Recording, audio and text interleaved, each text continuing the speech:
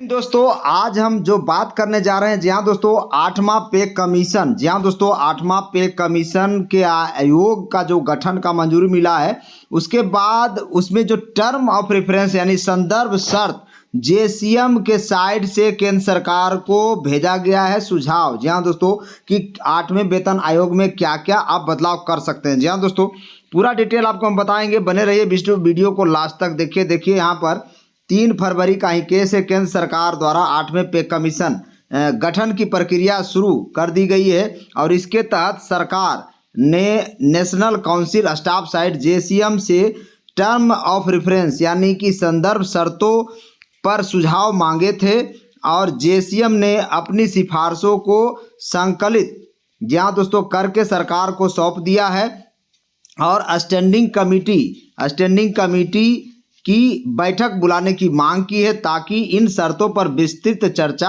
हो सके। जहाँ दोस्तों यानी कि जेसीएम के जो अध्यक्ष है शिव गोपाल मिश्रा, उनसे राय मांगा गया था और विचार मांगा गया था कि क्या क्या चीज़ें आप 8 पे कमीशन में बदलाव करना चाहते हैं, तो इस पे दे दिया गया शिव गोपाल मिश्रा के तरफ से। आपको बता दें जिन श्रेणियों को ये लाभ मिलने वाला है, किनको किनको ये लाभ मिलेगा बता देते हैं आपको।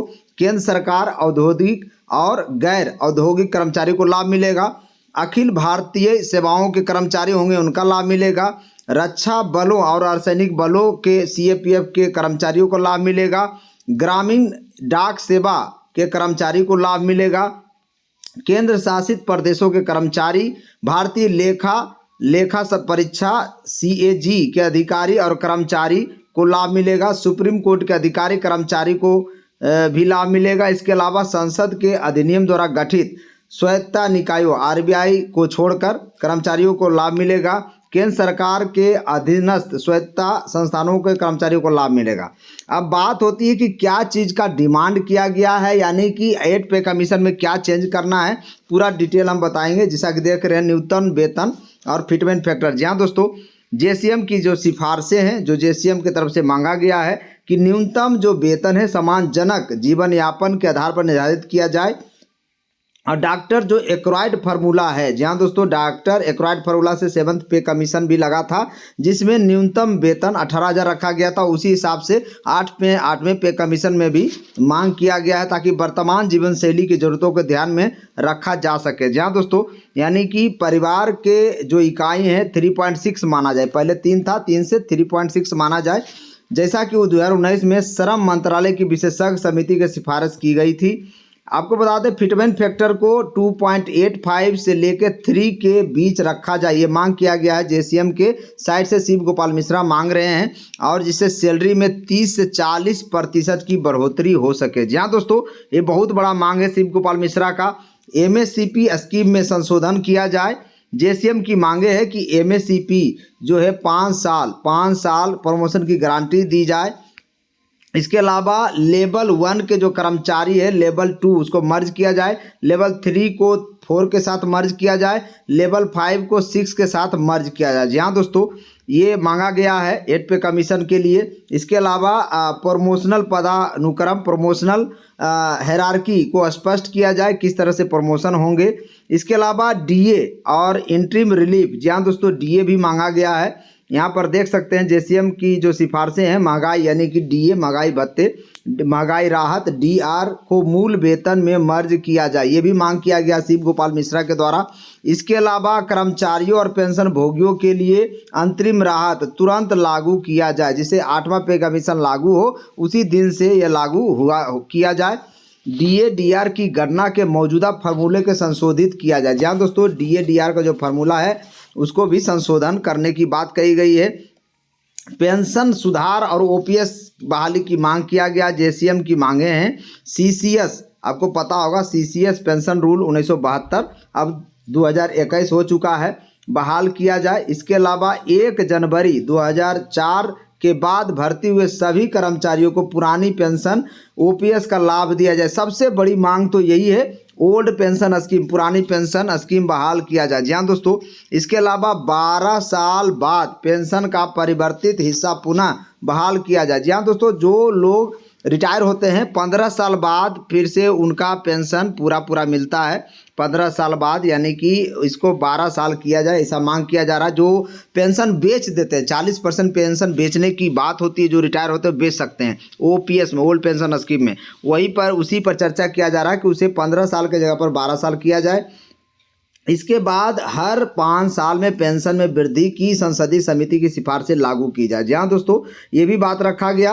भूतपूर्व और भावी पेंशन भोगियों के बीच समानता का सुनिश्चित की जाए, यानी कि जो पहले से रिटायर हो चुके हैं और भावी जो पेंशन भोगी हैं उनमें समानता का दृष्टिकोण रखा जाए। ये सब मांगे लगातार जेसीएम साइड से किया जा रहा है। सीजीएचएस में सुधार हो और कैशलेस चिकित्सा सुविधा प्रदान किया जाए। जी हाँ दोस्तों, सभी कर्मचारियों और पेंशन भोगियों को कैशलेस मेडिकल सुविधा दी जाए। फिक्स एफएमए फिक्स मेडिकल अलाउंस बढ़ाया जाए। डाक विभाग के पेंशन भोगियों को भी सीजीएचएस योजना में शामिल किया जाए। जी हाँ दोस्तों, ये सब मांगे रखी गई है। बाल शिक्षा भत्ता सीईए अन्य सुविधाएं दिया जाए। जेसीएम की और भी सिफारिशें हैं। बाल शिक्षा भत्ता सीईए बोलते हैं उसको, चिल्ड्रन एजुकेशन अलाउंस बोलते हैं इसको।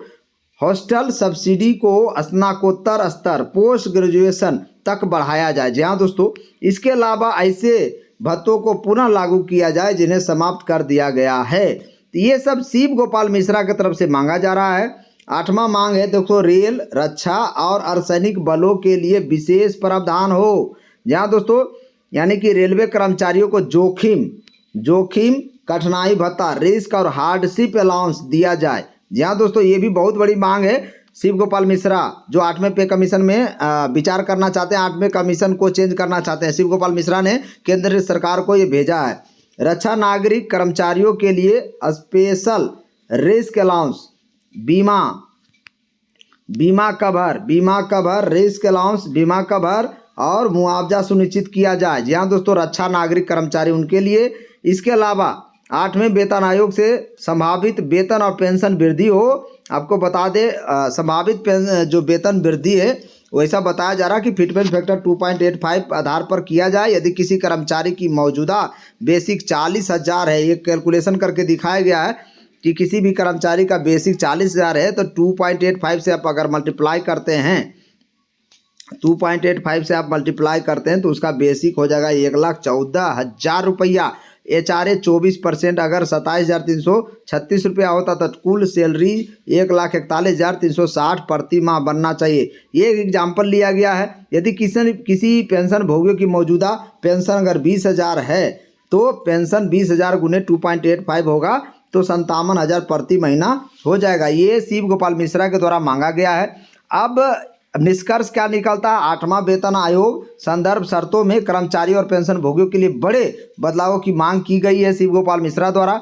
ओपीएस की बहाली की भी मांग की गई है। न्यूनतम वेतन में वृद्धि, महंगाई भत्ता मर्ज करने और सीजीएचएस में सुधार जैसी मुख्य मांग जो है शामिल है की गई है। अगर ये सिफारिशें मानी जाती है, शिव गोपाल मिश्रा ने ये सिफारिश सरकार को भेजा है, तो 2026 से केंद्र सरकार के कर्मचारियों और पेंशन भोगियों की आर्थिक स्थिति में बड़ा सुधार होगा। जी हाँ दोस्तों, आपको क्या लगता है, सरकार को इन मांगों को लागू करना चाहिए या नहीं? अपनी राय कमेंट में जरूर दें। जी हाँ दोस्तों, ये तो शिव गोपाल मिश्रा ने अपनी मांग रखी है सरकार के सामने।